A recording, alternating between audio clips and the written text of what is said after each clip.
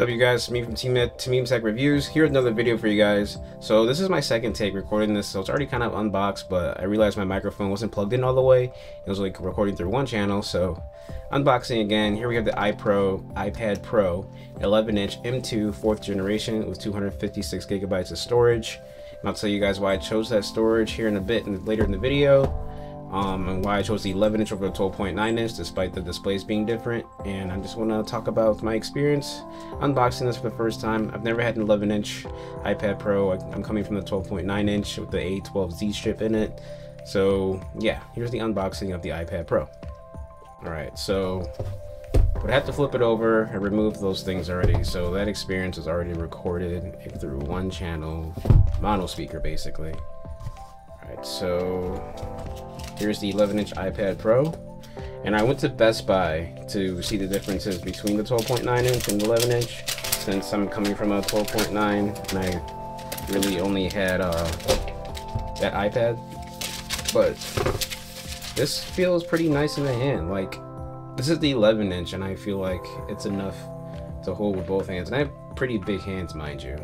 So this feels pretty nice to hold, especially at bedside. Looks like it turned itself on already. Hello. And when you turn itself on, it's in landscape mode. It comes unboxed with 88% battery. That's cool. But yeah, it comes with these 4 speakers, USB-C. These speakers got pretty loud on this 12.9-inch, so I'm curious to how it's going to sound against the 11-inch. And I do have the 12.9-inch, but I gave it away to my fiance. It's not exactly mine anymore, but nonetheless, I might compare the two. Here's the Apple Pencil connector. I'm sure you can see it right there. We got your volume rockers down here and the power switch. And yeah, so this is pretty light in the hand. I could probably flip it in the air, but I'm not going to. And I'll discuss a couple things in here, whether or not to get a screen protector for the iPad Pro, why I chose this size, why I chose the storage, since there's lots of options with the M2 chip. So we'll get into that after I set it up. For those of you who have not set up an iPad Pro before, I'll go over the basics with you. So we're going to choose English, and we're in the United States. And then bring your current iPhone or iPad near this iPad to set up. So I'm going to bring my phone near the iPad, unlock it. So then it says set up your new iPad. So that's going to look like when you have an iPhone and you're setting up an iPad, so that way you can synchronize them. Because you know, with Apple ecosystem, everything is synchronized and one. So now it's connecting to the new iPad, and then it's waiting for iPhone. So you put your phone up to the camera there. Now it's getting things ready. It's kind of connecting the Apple Watch almost in that regard. So then set up new iPad, and that's me. So I'm gonna set it up for me. I'm gonna put then my PIN code. I'm not gonna show you guys that.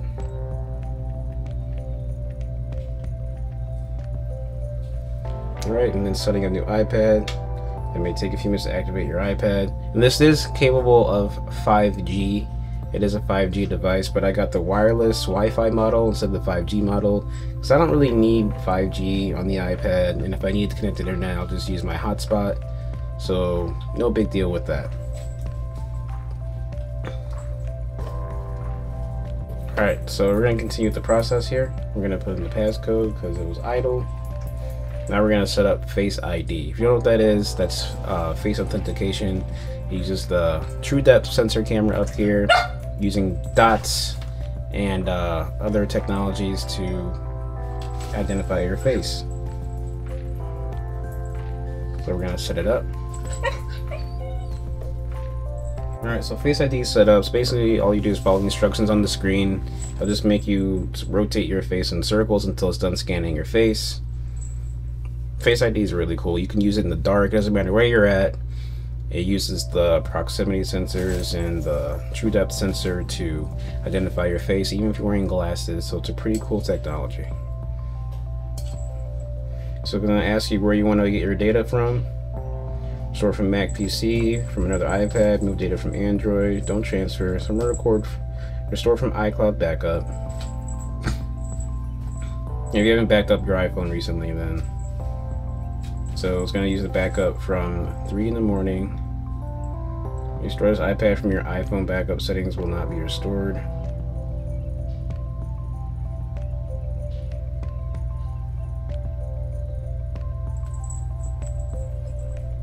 Then your phone will tell you to enjoy your new iPad when you're done. So make this your new iPad. Here's everything set up as you had it on your iPhone. So apps, backup data,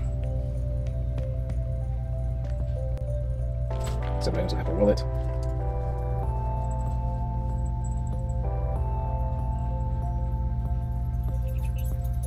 Enable location services, so Apple Pay.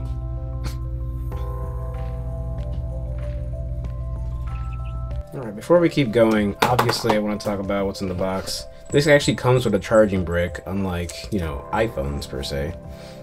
Charging brick, it looks like it's an 18 watt, let's see, 20 watt charger.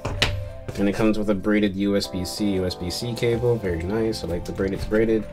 And that's all you get with the box. Keep that aside. Alright, so right now I'm adding my credit cards in here, so alright. And for the rest of the setup process, it's going to ask about Siri. For the next setup process, it's going to ask about Siri. Say continue. Start audio recordings. Share audio recordings. No, I don't want to share them. Screen time. This pretty much just talks about how much time you spend on your iPad and what things you're spending time on your iPad with.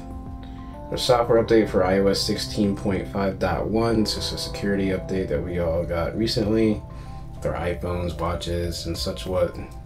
The 0.5.1 update is the security update to fix some exploitations in the software.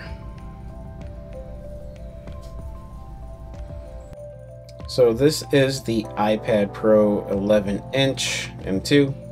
Here it is right out the gate. As soon as you're done setting up, you got your apps right here, widgets to the left. Hold down to use it, edit home screen. Go to the plus at the top. That's where you'll find all your widgets that you can add onto the home screen, basically. So, like the battery widget, you can add that in there. You can go there, you can drag it. You can drag it anywhere to adjust it up in here. Hit done. Then you want to add a widget here, add the home screen here. Then you can add the same widget here. And then you can drag it along, put it wherever you want, and the apps will move accordingly to it. And then if you want to get rid of it, just remove, and you're done. App library is just like iPhone. It just intelligently organizes your apps based on its category. So I have social media apps right there, information and reading, you have your entertainment stuff right here, education, productivity, and finance. So it does a pretty decent job organizing them intelligently. And all your apps from your iPhone will be thrown into here. And then you can see the ProMotion display. I mean, it's 24 frames per second recording right now, so you won't be able to see how smooth it is. But it is 120 hertz. And instead of the mini LED, you do get the Liquid Retina LCD display, which is a max brightness of 600 nits. This is still capable of playing HDR despite not having an HDR screen. And it won't get as bright as its big brother, the 12.9 inch, which gets up to 1600 nits, I think, just with HDR. Both of them max out at 100 or 600 nits in SDR content and in general use. Only when in HDR does the iPad Pro 11 or 12.9 inch utilize that high brightness. And it does get fairly bright, so it's pretty good brightness. You could use it outside. Very beautiful display, even though it's not mini LED. Still a gorgeous display nonetheless. And yeah, so there's a lot you can do with this iPad. Is it a laptop replacement? Probably not, but we did get Pro apps a while ago. Final Cut Pro and Logic Pro and DaVinci Resolve are available on here. Now, mind you, with Final Cut, you do have to use it inside the iPad. You can't use an external SSD, so you have to be mindful of that. This is a 256 gigabyte version, and I got this version basically because I have a 16-inch MacBook Pro. So if I want to do like some heavy duty work, I'm going to utilize that. And mainly I'm going to be using this for just taking it on the go. If I want to take my giant MacBook with me, I'll just take this on the go to watch movies, read books, sketch some ideas, work on some different designs, type up some scripts, type up some ideas for the next video. Because I do have the Logitech Touch Combo keyboard to go with this. I'll make a video about that later on. But the reason why I got the 11-inch is so that it's easier to read books on bedside, easier to sketch with one hand and keep the iPad in one hand. So it's still pretty big for 11 inches. I mean, it's a tablet, and the 12.9 inch really just feels like a laptop that you can use as a tablet. And like a good quote that I saw on YouTube was, with the 11 inch or with an iPad in general, do you want to use it as a laptop first, tablet second, or a tablet first, laptop second? And at this size, you do get tablet first, laptop second, as opposed to the other size, and it is still pretty nice, and it's not too hefty, but the keyboard will get pretty hefty, and it's very thin, so this is nice for portability for sure. It can fit into the backpack, fit anywhere. It's nice and small. Like I said before, you can hold it with one hand comfortably and just read, watch videos.